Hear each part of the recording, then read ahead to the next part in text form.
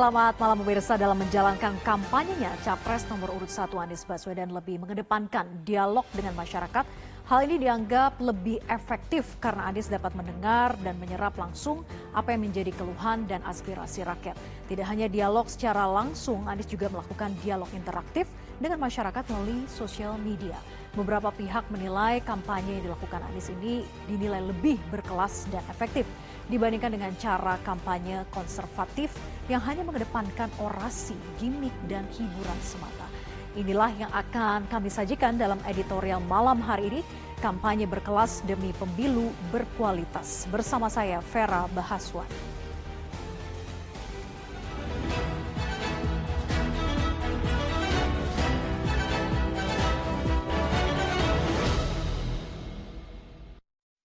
Kampanye berkelas demi pemilu berkualitas.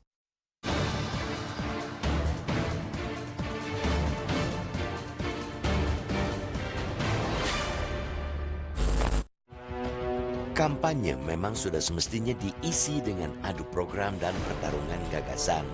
Apalagi bagi kaum muda yang melek politik, mereka jelas enggan dijejali kampanye yang tidak mencerdaskan, model kampanye hura-hura yang sekadar kemasan. Kampanye berbasis gagasan jelas akan memberikan pendidikan politik, bukan penggiringan dukungan yang mengesampingkan hal-hal substansial dalam sebuah kontestasi demokrasi. Bagi anak muda, pencitraan ternyata tidak terlalu mereka butuhkan. Yang dibutuhkan bagi mereka ialah kerja keras, kreativitas, dan peduli terhadap apa mau mereka dan harapan mereka. Interaksi menjadi kata kunci bagi pemilih muda. Mengemas kampanye substantif ke dalam habitat para digital natif ini sudah semestinya dilakukan. Selain untuk menjangkau mereka para generasi Z, juga untuk memberikan literasi politik yang memadai. Mengubah cara kampanye yang kolot ke arah yang lebih segar, namun tetap mengedepankan substansi gagasan yang intelektual, itulah yang dicari. Gebrakan inilah yang kemudian mengundang antusiasme pemilih muda dalam model kampanye yang dilakukan calon presiden nomor urut 1 Anies Baswedan. Desak Anies untuk menjadi saluran aspirasi publik untuk memberikan ruang bagi generasi muda dalam menyuarakan kepentingannya dalam kontestasi Pilpres 2024. Kampanye dialogis ini digelar di banyak wilayah dengan mengangkat beragam isu. Model kampanye berbasis dialog ini telah menciptakan ruang bagi hadirnya pertanyaan, tanggapan, dan diskusi yang lebih intensif, serta menghadirkan demokrasi yang mencerdaskan. Tidak terjebak pada eksploitasi gimmick yang mengedepankan kemasan. Anies bahkan mampu menyentuh Gen Z dengan tetap mempertahankan karakternya yang selalu mengedepankan gagasan dan dialektika. Itu misalnya yang dilakukan Capres yang diusung Partai Nasdem, PKB, dan PKS ini lewat 2 kali live di TikTok. Kampanye santai ini bahkan diikuti langsung oleh lebih dari 300.000 anak muda. Itulah antusiasme yang dahsyat yang bisa ditumbuh kembangkan oleh kampanye kreatif.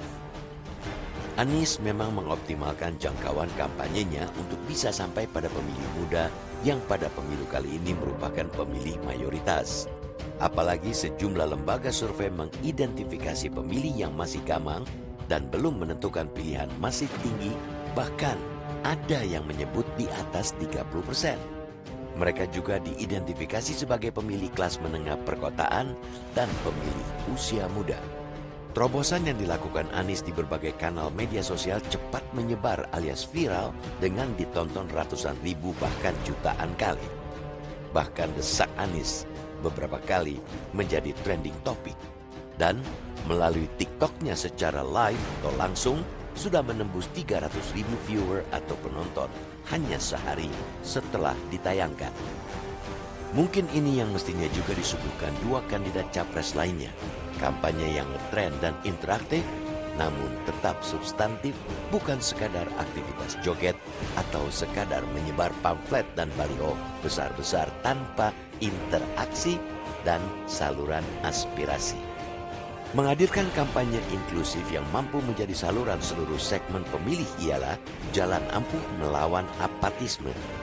Kampanye kreatif itu juga bisa merangsang keterlibatan aktif pemilih, terutama anak muda, dan menciptakan interaksi yang lebih nyata dan merangsang partisipasi aktif. Rakyat Indonesia harus merasakan pemilu yang berkelas, merasakan pilpres disesaki kampanye tentang gagasan yang bernas, sehingga tercipta demokrasi yang berkualitas.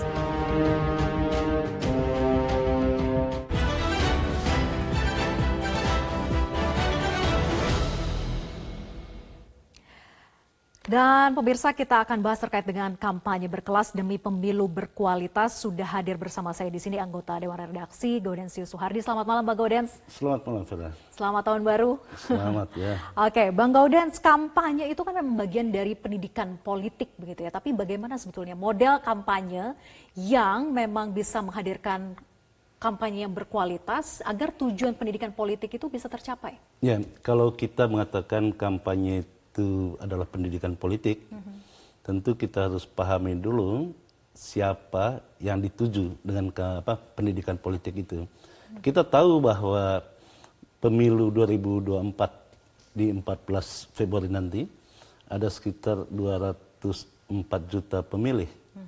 Dari 204 juta pemilih ini, 52% itu adalah anak-anak muda. Ya. Anak-anak muda yang salah satu karakteristik anak-anak muda itu sepanjang hari minimal itu 8 jam itu bergelut dengan berselancar di internet.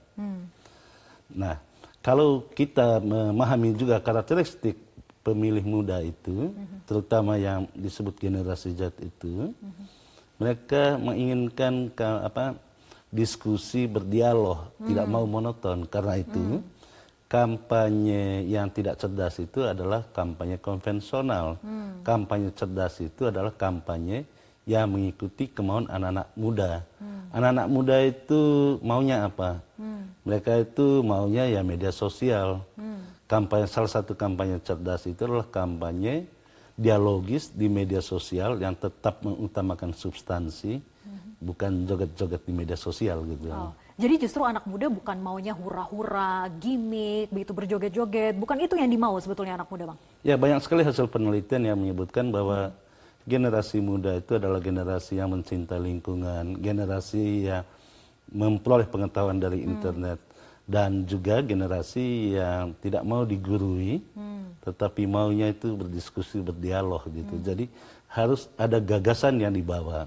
Atau dengan kata lain, siapapun yang ingin berkampanye kepada generasi muda harus membawa misi besarnya itu adalah gagasan. Gagasan itu yang dipertukarkan di media sosial itu. Adu gagasan substansial, apakah memang sebetulnya dari segi masyarakat sendiri, kalau kita bicara anak muda begitu ya, kan juga tidak sedikit di antara mereka yang baru mengikuti pemilu ataupun juga masa pencoblosan gitu ya, baru kali ini. Nah, apakah mereka sebetulnya sudah memiliki background pengetahuan politik yang mumpuni untuk bisa beradu gagasan dengan calon pemimpinnya? Ya, mereka yang baru pertama kali mengikuti pemilu itu sebanyak sekitar 21%. Ya. 21% ini angka yang sangat besar sebetulnya. Nah, mereka sesungguhnya melek politik. Justru mereka mengetahui politik itu kan dari internet. Karena tadi saya katakan hampir 8 jam dalam sehari itu mereka berselancar di internet. Dan mereka mencari pengetahuan di internet.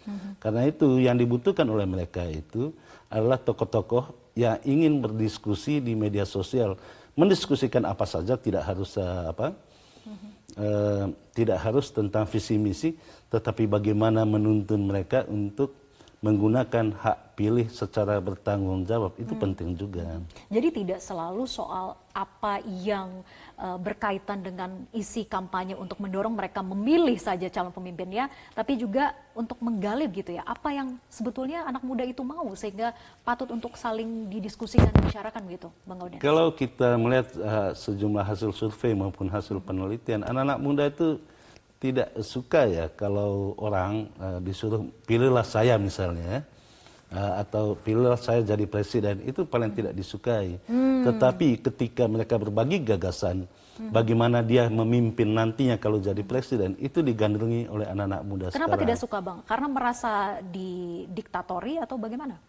Ya, anak-anak muda itu kan atau ya apalagi di generasi Z itu sangat otonom mereka ya, walaupun di dalam pilihannya itu labil. Kalau kita melihat hasil-hasil survei itu kan yang masih labil itu yang belum menentukan pilihan itu ada sekitar 30% ya. Yeah. Kalau 30% mestinya para calon pemimpin itu merebut hati dari 30% anak-anak muda yang belum menentukan pilihan. Ini kan angka yang sangat besar. Yeah. Dan karena itu materi yang dibawa di dalam diskusi kepada anak muda itu materi kekinian gitu, yang anak muda banget gitu. Yang anak muda banget, jadi Ya. harus tahu dong ya, harus digali dulu apa yang anak muda mau harusnya begitu. Tapi begini Bang Gaudens, kalau kampanye dialogis dengan anak muda itu kan juga bisa dikatakan tadi yang memang sudah mengetahui ataupun melek politik melalui jejaring media sosial ataupun internet begitu ya. Kemudian mereka kritis. Nah, tidakkah khawatir ketika dialog justru diserang begitu? Nah, itu kan dengan kata-kata yang nyelekit. Bukankah justru mengkhawatirkan ketika kita ingin mencari simpati ataupun juga agar dipilih, justru malah diserang dengan berbagai macam pertanyaan-pertanyaan yang mendiskreditkan begitu? Ya, karena itulah menjadi pemimpin itu jangan terlalu banyak ruang kosong di dalam kepalanya kan. Pemimpin yang punya gagasan tentu berani menghadapi apa saja di dalam diskusi ya. Okay. Dan yang paling penting itu harus siap dikritik oleh anak-anak muda. Oke, jadi harus siap dikritik walaupun pertanyaan to the point gitu ya, justru harus dijawab gitu ya Bang? Ya, harus dijawab. Siap nerima tantangan. Paling penting itu menjawabnya secara jujur. Tidak tahu tetapi berbohong itu kan lebih parah lagi. Oke, kita akan lanjutkan diskusinya usai jeda. Bang Gaudens tetap bersama kami di Editorial Malam.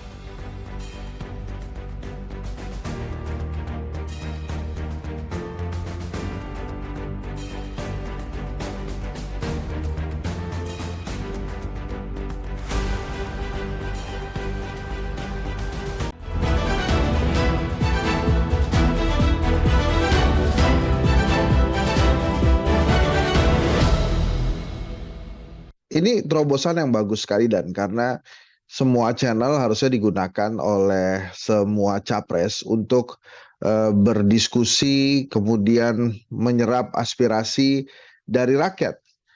Nggak cuma anak muda, seluruh rakyat harusnya bisa diserap aspirasinya. Nah, salah satu caranya menggunakan media sosial. Tapi kalau kemudian Mas Anies menggunakan dengan cara atau media sosial TikTok, ya itu bagus banget untuk menggait anak muda. 3 catatan saya dengan TikTok itu. Yang pertama, dia sederhana. Jadi artinya hampir semua pengguna media sosial itu memiliki TikTok gitu. Yang kedua, selain itu bahasanya simple, mudah dimengerti. Ya.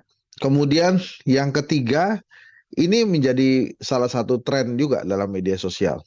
Nah, menggunakan TikTok. Dengan Mas Anies live TikTok, ini dia membuat sebuah tren baru tentang bagaimana seharusnya pemimpin berkomunikasi dengan rakyat. Menggunakan semua media sosial, semua jaringan media sosial, semua platform media sosial, itu adalah salah satu caranya. Dan ternyata kan responnya juga bagus banget gitu. Dan selain bagus juga ternyata ini juga membuat beberapa politisi lain pun iri gitu dengan terobosan yang dilakukan oleh Mas Anies. Terobosan baru berkampanye melalui media sosial dengan basis teknologi begitu ya. Apakah sebetulnya substansinya bisa ditangkap Bang? Karena kalau di sosial media kan kesannya itu tidak bisa terlalu serius begitu. Ya justru itu. Bagaimana substansi itu dibawakan secara mudah dipahami, itu kan butuh kecerdasan juga ya. Tidak sembarang orang. Ya, cara menyampaikan yang paling penting. Kalau kita lihat hasil survei itu kan paling tinggi sekarang ini diminati orang itu di media sosial, platformnya itu WhatsApp. Dia setelah itu ada aplikasi X, ada Instagram dan ada TikTok. Nah, TikTok ini memang lagi digandrungi di seluruh muka bumi termasuk di Indonesia. Karena itu calon presiden yang mau berbicara di TikTok dengan para TikTokers ya disebutnya, itu berarti calon presiden yang menurut saya cerdas ya, pandai memilih platform, jangan selalu di masa kekinian membawanya itu platform jadul gitu ya. Tetapi bawalah platform. Jadi meninggalkan yang jadul, yang kolot dengan terobosan inovasi media sosial begitu ya, Bang Gaudens. Tapi tren terobosan dengan sosial media ini apakah kampanyenya efektif sebetulnya? Ya banyak sekali di dunia ini ya, seperti di Filipina misalnya, bagaimana calon presidennya itu bisa menang karena bisa menguasai media sosial. Begitu juga di sejumlah negara lain. Dan kecenderungan itu sudah mulai terjadi di Indonesia, bagaimana calon presiden sudah masuk ke dalam kehidupan anak-anak muda, bisa bermain media sosial, yang pada akhirnya mereka itu digandrungi oleh anak-anak muda. Siapapun calon presiden yang bisa bermain di media sosial pasti digandrungi oleh anak-anak muda. Oke, soal jangkauan kampanye, ini kan tentu dengan sosial media bisa jauh lebih luas begitu ya, tidak perlu kita harus datang ke daerah satu-satu begitu, door to door. Apakah juga dengan tidak lagi terkait dengan biaya yang besar gitu ke daerah, artinya dari segi biaya kampanye rendah pun bisa didukung dengan terobosan ini, Bang Gaudens? Ya, daripada mendirikan baliho di mana-mana, apalagi melanggar aturan gitu, balihonya melanggar aturan, atau membagi sembako dan lain-lain, itu jauh lebih cerdas itu kampanye di media sosial. Karena yang dituju di media sosial mereka yang anak-anak muda yang pasti baru pertama kali mau ikut pemilu, dan tadi saya katakan salah satu ciri anak-anak muda itu adalah mereka menggandrungi pemikiran-pemikiran baru gitu ya. Karena itu para calon presiden disarankan untuk bawalah pemikiran baru di media sosial. Jangan pikiran lama dibawa di media sosial itu. Jangan pasti ditolak ya. Karena pasti ditolak. Oke. Nah, Bang Gaudens, kita juga akan menghadirkan ya bagaimana polling di sosial media terhadap kampanye di sosial media pula. Tapi nanti usai jeda tetap bersama kami di Editorial Malam.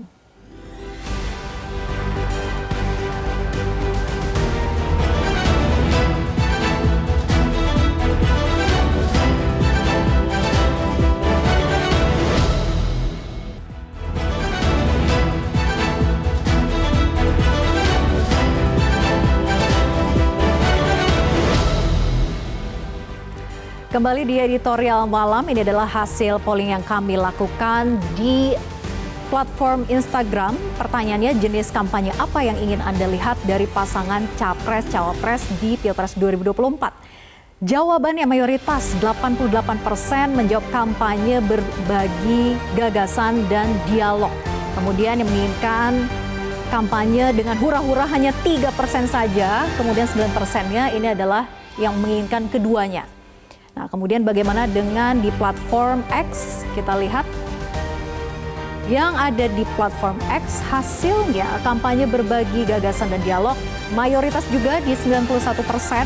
Kemudian yang menginginkan kampanye dengan hura-hura hanya 1%, dan yang menginginkan keduanya 8%. Nah, jadi Bang Gaudens, bisa kita lihat bahwa hasil polling ini apakah memang menunjukkan dan memastikan lagi begitu ya, bahwa memang masyarakat itu tidak lagi suka dengan cara-cara kolot yang mendatangkan massa dengan hura-hura, hanya hiburan, gimmick belaka, joget-joget begitu, Bang Gaudens? Ya, kalau hura-hura itu kan adanya di rapat umum ya. Rapat umum itu menurut peraturan KPU itu baru dimulai di 21 Januari. Mungkin pada saat itulah ada hura-hura ya. Tetapi yang perlu diketahui bahwa zaman sudah berubah. Zaman sekarang itu orang itu ingin berbagi gagasan, ingin adanya dialog, dan dialog itu adanya di media sosial. Media sosial itu salah satu ciri khasnya itu terjadi interaktif di sana, terjadi tanya jawab gitu ya. Nah, interaktif itulah yang paling disukai oleh anak-anak muda. Tadi saya katakan 52% pemilih 2024 itu adalah anak-anak muda, yang salah satu ciri khas anak-anak muda itu adalah beradu gagasan dan ingin kebaruan di dalam gagasan itu. Oke, ingin kebaruan dari dalam gagasan, tapi apakah kampanye dialogis dan interaktif ini harusnya perlu diikuti oleh semua paslon agar benar-benar masyarakatnya bisa merasakan tadi kampanye yang berkualitas, disuguhkan dengan gagasan ide semua paslon, sehingga lebih mudah lagi masyarakat untuk menilai dan memilih yang mana begitu, Pak? Ya, memang sulit sih kalau mau jadi pengekor ya. Jadi tentu yang kita berharapkan itu para calon pemimpin itu punya cara sendiri, cara yang baru. Jadi tidak memaksakan semuanya harus ikut gitu ya? Tidak harus memaksa diri untuk ikut, malah tidak lucu nanti jadinya kan. Tetapi kita memberi apresiasi siapapun calon presiden yang mau berdialog di media sosial, karena di sana itu gagasannya diuji. Tadi saya katakan supaya bisa berdialog dan berinteraksi di media sosial itu kepalanya harus penuh dulu gagasannya. Jadi kalau misalnya yang takut ikut dialog maupun debat, berarti isi kepalanya masih kosong apa gimana Bang? Ya masih kosong, karena itu yang dipilih itu joget-joget misalnya. Tentu kita tidak menafiki bahwa joget-joget itu penting juga. Tapi pentingnya apa tuh, Bang? Waktunya itu ada di 21 Januari nanti. Karena di rapat umum itu kan bagaimana menarik massa kan. Gitu. Karena itu bentuk-bentuk kampanye kolonial itu ya dandutan gitu ya, joget-joget itu yang kolonial. Tetapi yang milenial itu adalah mereka masuk ke dalam dunia anak-anak muda, dan di sana mereka mau beradu gagasan dengan anak-anak muda. Iya, karena memang rakyat Indonesia harus merasakan pemilu yang berkelas, berkualitas gitu ya, disuguhkan dengan gagasan-gagasan dan isi kepalanya yang memang berisi begitu. Terima kasih Bang Gauden sudah hadir dan berdiskusi bersama kami di Editorial Malam. Dan pemirsa, perbincangan tadi sekaligus menutup jumpa kita di Editorial Malam. Saya Vera Bahaswan, pamit undur diri. Terima kasih atas atensi Anda. Sampai jumpa.